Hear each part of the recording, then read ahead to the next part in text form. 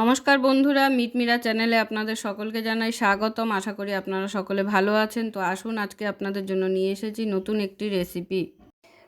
আজ আবারও নিয়ে হাজির হয়ে গেছি নতুন আরেকটি রেসিপি আপনাদের সামনে। তো আজকের রেসিপি হলো আমার মোরলা মাছের চচ্চড়ি বা ঝাল, যেটাই হোক বলতে পারেন। তো এখানে আমি মোরলা মাছ নিয়ে নিয়েছি 300 গ্রামের মতো। এটা হচ্ছে গাং মোরলা, দেখে আশা করি বুঝতেই পারছেন এটা গাং মোরলা মাছ। তো এই মাছটাকে প্রথমে আমি নুন হলুদ মাখিয়ে নেব। দিয়ে দিচ্ছি নুন পরিমাণ মতো, এরপর দিয়ে দিচ্ছি হলুদ,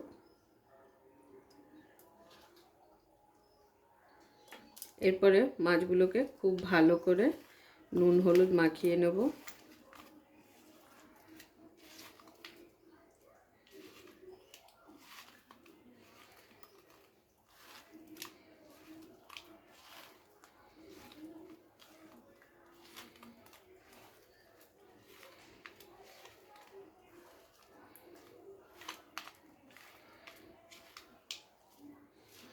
মাছগুলোতে খুব ভালো করে নুন হলুদ মাখিয়ে নিলাম। এরপর এবার একটি মশলা রেডি করে দেখাবো আপনাদের। তো মশলাটা আমি মিক্সিং জারে করে নেব। তো প্রথমে আমি নিয়ে নেব 1 চামচ গোটা জিরে,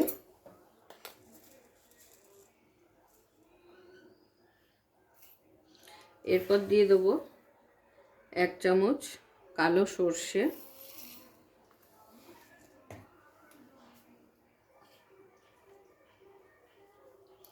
তারপর দিয়ে দিচ্ছি কটা এরকম কেটে রাখা আদা স্লাইস করে,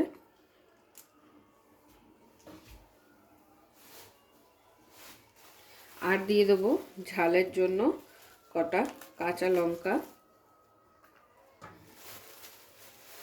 ঝালটা আপনারা আপনাদের পরিমাণ বুঝে দেবেন।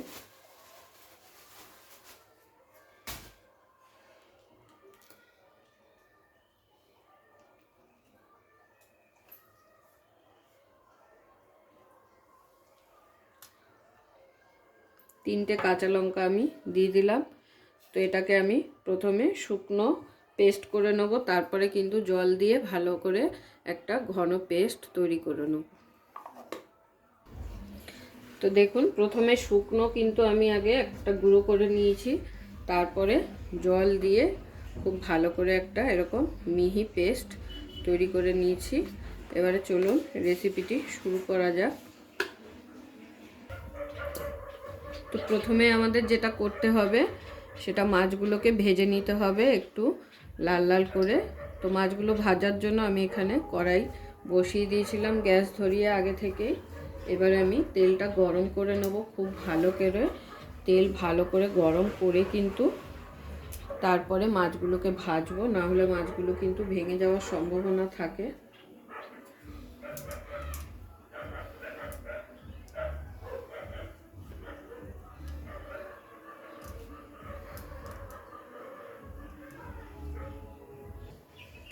তেলটা যখন এরকম ধোয়া ওঠা গরম হবে, তখন তেলের মধ্যে এক এক করে মাছগুলোকে ছেড়ে দিতে হবে।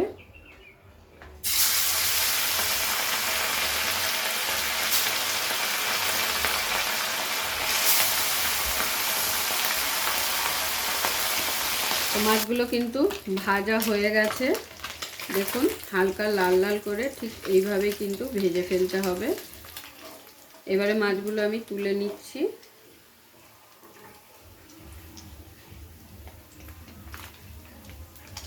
ঠিক একইভাবে বাকি মাছগুলো ভেজে ফেলবো। তো সমস্ত মাছ কিন্তু আমার ভেজে নেওয়া হয়ে গেল। এবারে আমি এই মাছগুলোকেও নাবিয়ে ফেলবো।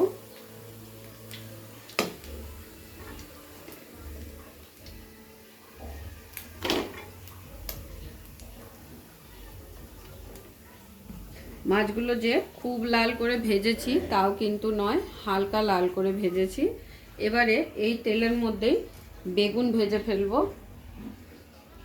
আমি আজকের এই চচ্চড়িটা করব বেগুন, আলু আর টমেটো দিয়ে। তো আমি এইভাবে বেগুনগুলোকে লম্বা লম্বা করে কেটে নিয়েছি, একটু মোটা রেখে, কারণ বেগুন খুব তাড়াতাড়ি গলে যায়। তো এই একই তেলের মধ্যে আমি বেগুনগুলোকে এবার ভেজে নেব। আর ফ্লেমটা অবশ্যই হাইতে রেখে বেগুনটা ভাজবেন, তাতে বেগুনগুলো ভাঙবে না।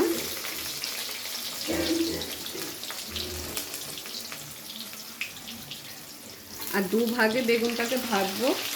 প্রথমে দিয়ে দিলাম অর্ধেকটা, তারপরে বাকি অর্ধেকটা ভাজবো। কোনো রকম আলাদাভাবে নুন কিন্তু আমি এখানে দেব না, যেহেতু মাছে নুন দেওয়া ছিল, তেলে অলরেডি নুন আছে, তো সেই জন্য বেগুনে আর নুন দেব না আলাদাভাবে। দেখুন বেগুনগুলোকে লাল লাল করে ভাজা হয়ে গেছে। এবারে আমি বেগুনগুলোকে তুলে নেব।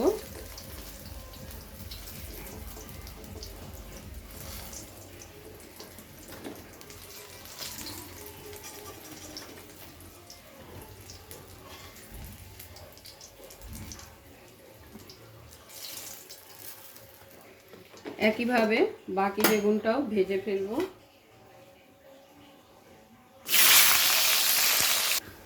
তো বাকি বেগুনগুলো আমার ভেজে নেওয়া হয়ে গেল। এবারে আমি তুলে ফেলবো।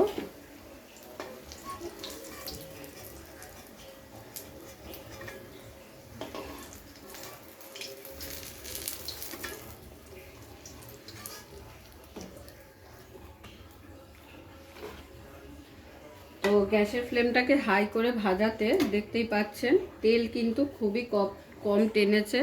বেগুনে কিন্তু প্রচুর তেল টানে। তো এখানে আমি সামান্য আরও একটু তেল অ্যাড করে নিলাম।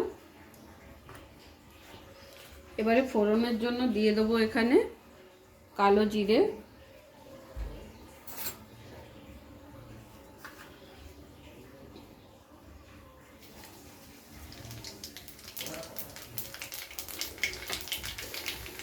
কালো জিরেটা থেকে যখন একটা সুন্দর ফ্লেভার বেরাবে তখন এখানে দিয়ে দিতে হবে আলুগুলোকে আমি পাতলা করে লম্বা লম্বা করে কেটে নিয়েছি।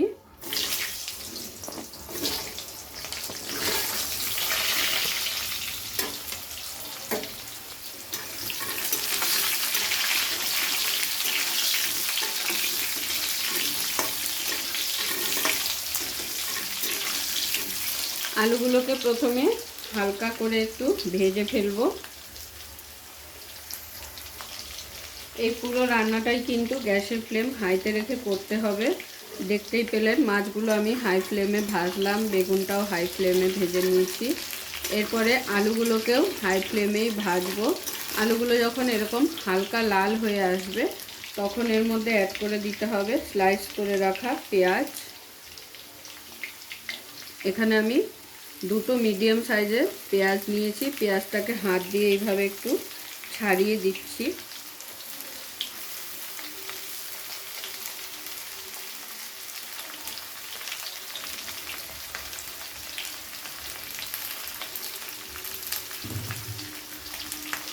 পেঁয়াজ দিয়ে আলু দিয়ে খুব ভালো করে এবারে গ্যাসের ফ্লেম হাইতে রেখে ভেজে নিতে হবে, যাতে পেঁয়াজগুলো খুব ভালোভাবে ভাজা হয়ে যায়।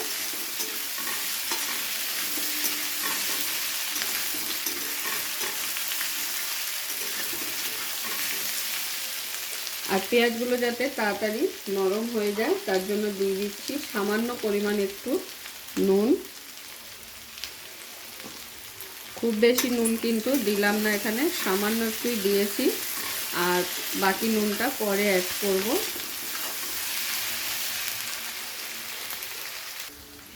তো দেখুন আলুগুলো ভাজতে ভাজতে কিন্তু পেঁয়াজও খুব ভালোভাবে ভাজা হয়ে গেছে, আর আলুটাও এতক্ষণে খুব ভালো করে ভেজে নেওয়া হয়ে গেছে। এবারে এখানে অ্যাড করে দেবো হলুদ,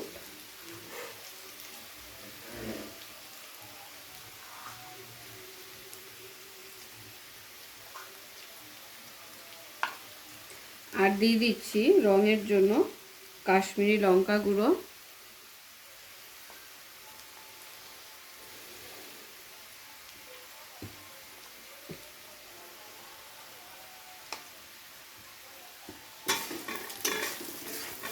এবারে আলুর সাথে হলুদ আর কাশ্মীরি লঙ্কাটাকে খুব ভালো করে মিশিয়ে নেব।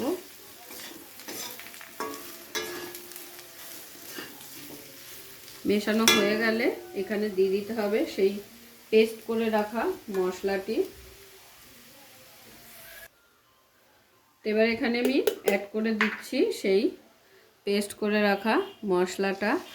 আদা, জিরে, সর্ষে, কাঁচা লঙ্কা। মশলাটা দিয়ে খুব ভালো করে কষিয়ে নিতে হবে। তো আলুর সাথে মশলাটাকে খুব ভালো করে কষিয়ে নেওয়ার পরে এবার দিয়ে দিচ্ছি টমেটোগুলো একটু মোটা করেই কেটেছি।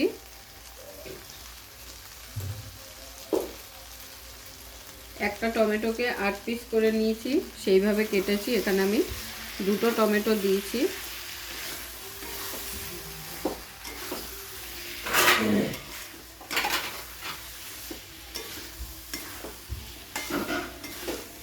টমেটোটা দেওয়ার পরে এখানে দিয়ে দিচ্ছি নুন কিন্তু আমি সেইভাবে ব্যবহার করিনি। পেঁয়াজ ভেজে নেওয়ার সময় অল্প পরিমাণ নুন দিয়েছিলাম, এখন আবার অল্পই দিয়ে দিলাম। যদি নুন প্রয়োজন হয় পরে দেওয়া যাবে, কিন্তু বেশি হয়ে গেলে কিন্তু তখন আর ঠিক করা যাবে না, তো সেই কারণে অল্পই দিয়ে দিলাম। তো খুব ভালো করে কষিয়ে নেওয়া হয়ে গেছে। এবারে আমি এখানে দিয়ে দেবো পরিমাণ মতো জল।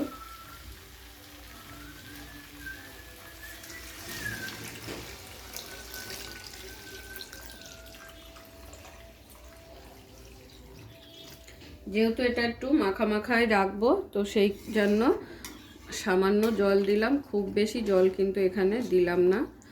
গা মাখা একটু রাখতে হবে, না হলে এটা ভালো লাগবে না খেতে।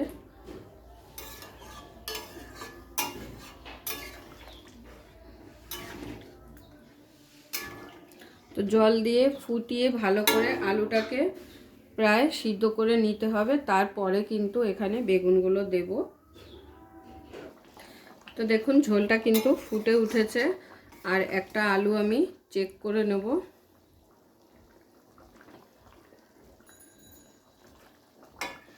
আলু কিন্তু গলে গেছে।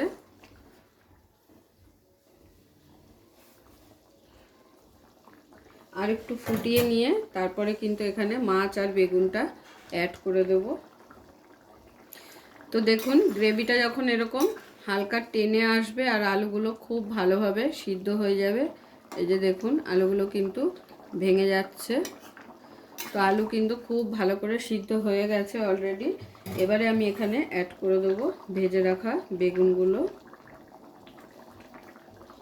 যেহেতু অলরেডি খুব ভালো করে ভেজে নেওয়া বেগুনগুলো, তো সেই কারণে একদম লাস্টে দিলেই ভালো হবে, তাতে বেগুনগুলো একটু গোটা গোটা থাকবে।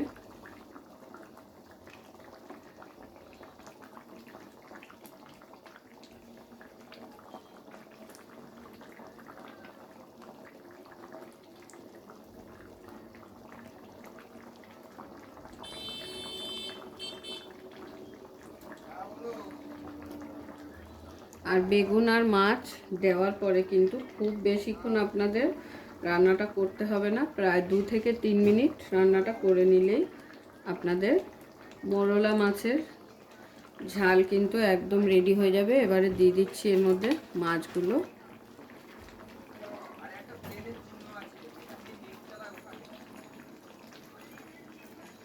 মাছগুলো দেওয়ার পরে খুব বেশি নাড়াচাড়া করার দরকার নেই, এইভাবে হালকা একটু খুন্তি দিয়ে ঝোলের মধ্যে ডুবিয়ে দিলেই হয়ে যাবে। এবারে 2 মিনিট ফুটাবো, তারপরে কিন্তু রেডি হয়ে যাবে। তো দেখুন আমার মৌরলা মাছের ঝাল কিন্তু একদম রেডি হয়ে এসেছে। এবার নামানোর আগে একটু ধনেপাতা কুচি ওপর দিয়ে ছিটিয়ে দেবো।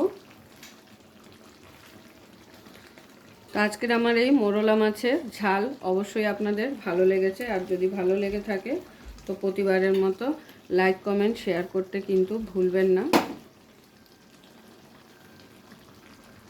তো ধনেপাতাটা দিয়ে হালকা একটু মিশিয়ে নিয়ে এবারে কিন্তু আমি নামিয়ে ফেলবো, আর কিন্তু টানাবো না। গ্রেভি কিন্তু অনেকটাই ট্রেনে গেছে, আর এরকমই একটু মাখা মাখাই কিন্তু এই রেসিপি ভালো লাগে। বেশি পাতলা হলে কিন্তু স্বাদ লাগবে না। তো এইভাবে একটু হালকা হাতে নিচটা নাড়িয়ে দিলাম। এবারে আমি গরম গরম প্লেটে সার্ভ করে নেব। পুরো ভিডিওটা দেখার জন্য সকলকে অসংখ্য ধন্যবাদ। এরকম আরও নিত্য নতুন ভিডিও দেখার জন্য চ্যানেলটি অবশ্যই সাবস্ক্রাইব করে নেবেন আর পাশে থাকা বেল আইকনটি প্রেস করে নেবেন নতুন রেসিপির আপডেট পাওয়ার জন্য। তো সবাই ভালো থাকবেন, সুস্থ থাকবেন। আবারও দেখা হচ্ছে আপনাদের সাথে নতুন একটি রেসিপি নিয়ে।